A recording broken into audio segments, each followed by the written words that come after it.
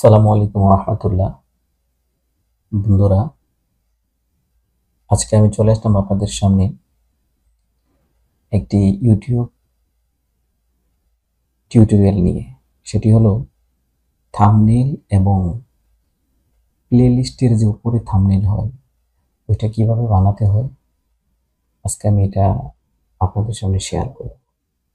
তো আপনারা তো ফটোশপ দিয়ে অথবা অন্যান্য আরো অ্যাপস দিয়ে বানানো দেখেছেন। আজকে আমি আপনাদেরকে পাওয়ার পয়েন্ট দিয়ে কিভাবে বানাতে হয় সেটি দেখাবো। তো আমি প্রথমেই পাওয়ার পয়েন্ট ওপেন করে রেখেছিলাম, এখন সরাসরি চলে যাচ্ছে পাওয়ার পয়েন্টের মধ্যে। পাওয়ার পয়েন্টটা ওপেন করে ফেললাম। তো পাওয়ার পয়েন্টে আসার পরে প্রথমে আমি একটি থাম্বনেইল বানিয়েছিলাম, ওইটা আপনারা দেখতেছেন। তখন ওইটা দেখে তো আর আপনারা কিছুই বুঝবেন না। তো আমি নতুন করে একটা বানাচ্ছি, এই জন্য এটা আপনাকে দেখাবো। তো এটা বানানোর জন্য আমি চলে গেলাম দ্বিতীয় নম্বর স্লাইডে। এদিকে দেখেন 1 2 লেখা আছে, এই 2 নম্বর স্লাইডে চলে আসলাম। চলে আসার পর এটার যে মাপটা, হাইট এবং ওয়েট, এটা দেখতেছেন আপনারা। এটা করে নেবেন। এটা হচ্ছে আপনার উপরে দেখেন যে স্লাইডগুলো আছে, রিবনগুলো আছে, এগুলোর মধ্যে file, home, insert, draw, design. এই ডিজাইনের মধ্যে ক্লিক করবেন। ডিজাইনের মধ্যে ক্লিক করার পরে ডান দিকে দেখেন এখানে আছে স্লাইড এবং ফরম্যাট ব্যাকগ্রাউন্ড। তো ফরম্যাট ব্যাকগ্রাউন্ড আমরা চাই না, আমরা চাই স্লাইড সাইজ। স্লাইড সাইজে আসার পরে এখানে স্ট্যান্ডার্ড এবং ওয়াইড স্ক্রিন এই দুইটা দেখাচ্ছে। তো এই দুইটা আমাদের লাগবে না, আমাদের লাগবে কাস্টমাইজ সাইজ। এই কাস্টমাইজ সাইজে আসলাম। কাস্টমাইজ সাইজে আসার পরে এখানে দেখেন, এখানে লেখা আছে ওয়াইড 13.333 ইন এবং হাইট লেখা আছে 7.5 ইন। এখানে আসার পরে আমি ওকে করে দেব। ওকে করে দেওয়ার পরে এটাতে আমাদের কাজ শুরু হবে। তো এখন প্রথমে আমরা এখানে একটি ব্যাকগ্রাউন্ড নিব। ব্যাকগ্রাউন্ড নেওয়ার জন্য এই এখান থেকে আমরা ইনসার্টে যাব।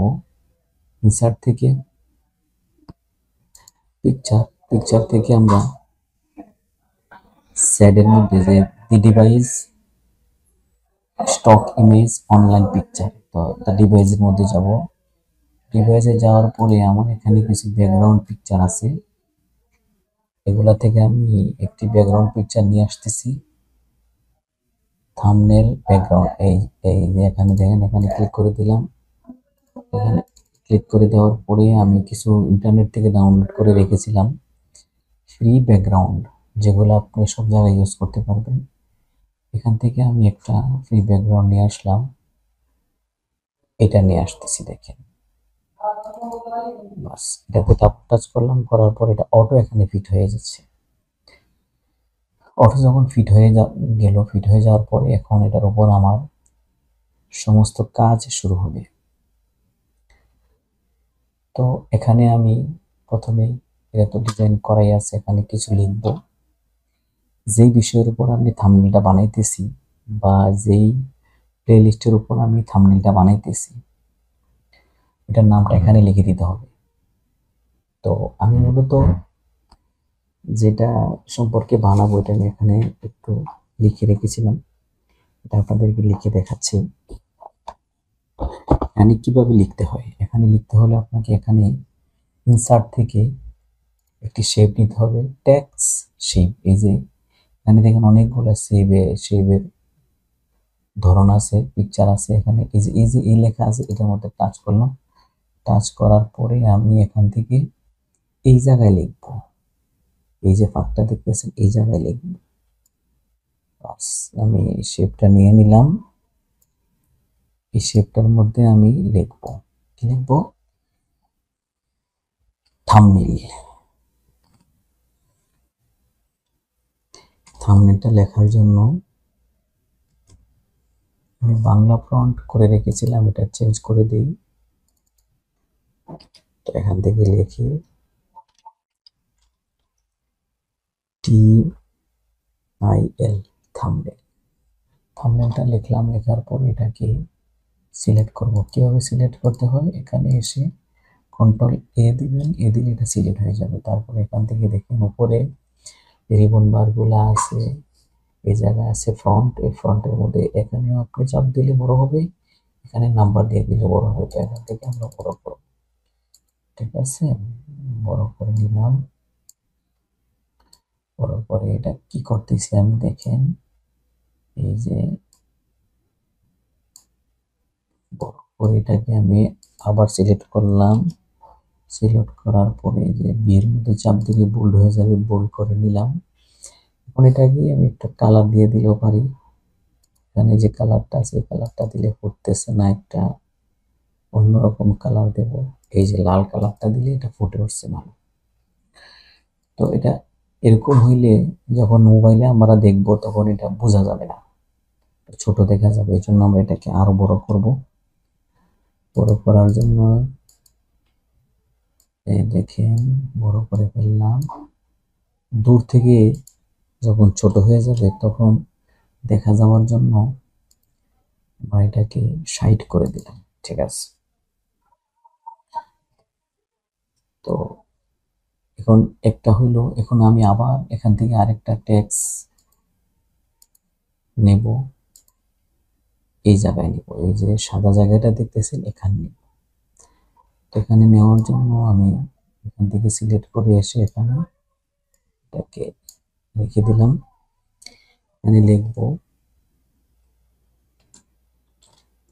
Playlist, P L A M B, thumbnail, N A I L, thumbnail. Enter দেব, এন্টার দিলে এটা বড় হয়ে নিচে চলে আসবে।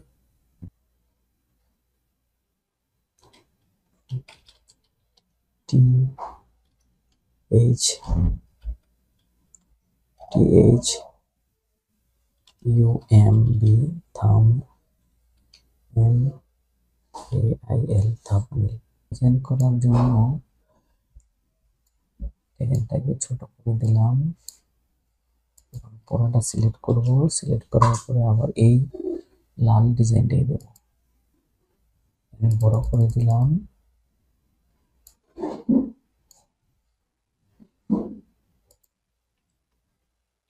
সিলেক্ট করে বোল্ড করে দিলাম। Thumbnail and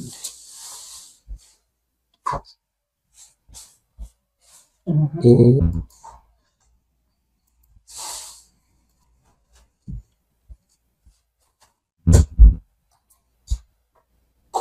playlist thumbnail and YouTube thumbnail same.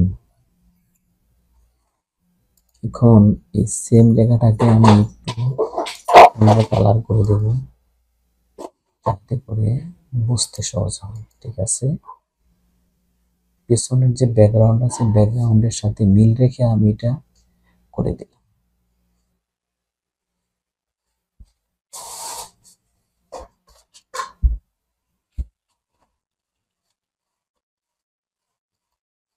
এখন এই জায়গায় আমার একটা ফটো বা আমার যে লোগো আছে লোগোটাকে আমি লাগিয়ে দেবো।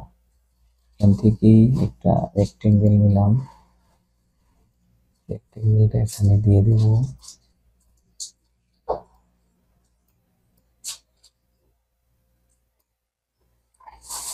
এখান থেকে এই শেপটা সিলেক্ট করার পর শেপ ফিল, যে শেপ টাইলস আছে এখান থেকে শেপ ফিলে যাব। শেপ ফিল থেকে পিকচার, পিকচার থেকে যে কোনো একটা পিকচার নিলে আমি পারি, আমার নিজস্ব পিকচার নিলেও পারি বা লোগো নিলেও পারি। লোগোই নিতেছি, দেখেন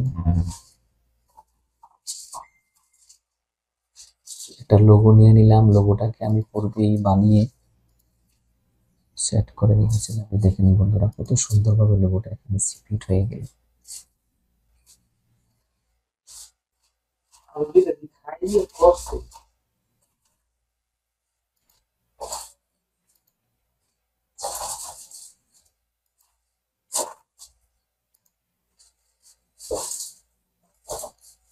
উপরের এই লেখাটাকে আমি আর একটু বড় করে দিই, নিচের ইউটিউব থাম্বনেল এই লাইনটাকে আর একটু বড় করে দিই।